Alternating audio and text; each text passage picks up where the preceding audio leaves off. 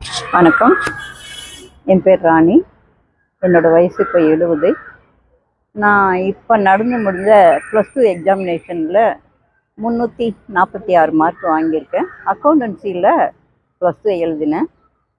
இதுக்கு முன்னாடி 1972 73ல் நான் 11th ஸ்டாண்டர்ட் எழுதினேன். என்னோடய எஜுகேஷன் கண்டினியூ பண்ணும்போது நினைக்கும்போது +1 +2 மார்க் ரொம்ப முக்கியம்னு கேட்டாங்க. எனக்கு அதுக்காக +2 படிக்க ஆரம்பித்தேன். படித்து முடித்தேன். நல்ல மார்க் வந்தது. சந்தோஷம். எப்படி உங்களுக்கு படிக்கணுன்ற ஆர்வம் எப்போவுமே இருந்துட்டு இருந்தது. எங்கள் ஊர், நான் பிறந்து வளர்ந்த ஊரில் வந்து காலேஜ் கிடையாது. அங்கேருந்து காலேஜ் போகணுன்னா நாங்கள் வெளியூர் போய் தான் படிக்கணும். உள்ளூருக்குள்ளே படிக்க முடியாது. அதனால என்னோடய எஜுகேஷன் வந்து அப்படியே நின்று போயிடுச்சு.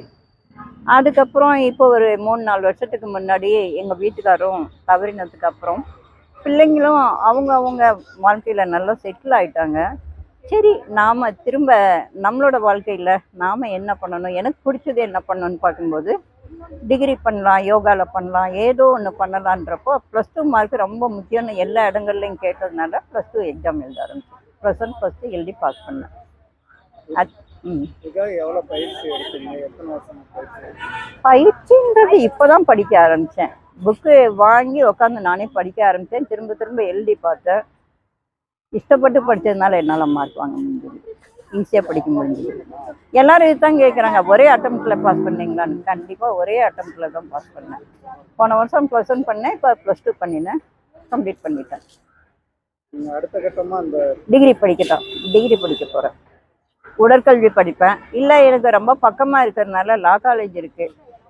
கவர்மெண்ட்லேருந்து ஃப்ரீ சீட் கிடைச்சா நான் திரும்ப படிக்க ஆரம்பிப்பேன்.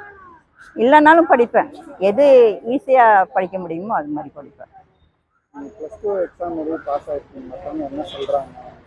எல்லாரும் ரொம்ப கஷ்டமான விஷயத்தை எவ்வளோ ஈஸியாக எப்படி முடிச்சிங்க அப்படின்னு தான் கேட்குறாங்க. அதுக்கு எனக்கு ஹெல்ப் பண்ணது வந்து யோகா தான். என்னோட மனசுக்குள்ள டைவர்ஷனே ஒன்றும் கிடையாது. எந்த ஒரு சைட்லேயும் எந்த ஒரு படிக்கணும், எனக்கு என்ன வேணுமோ அதெல்லாம் நான் பண்ணிவிட்டு நான் பாட்டுக்கு படிச்சுட்டு இருந்தேன். அது அப்படியே போயிட்டே இருக்கு.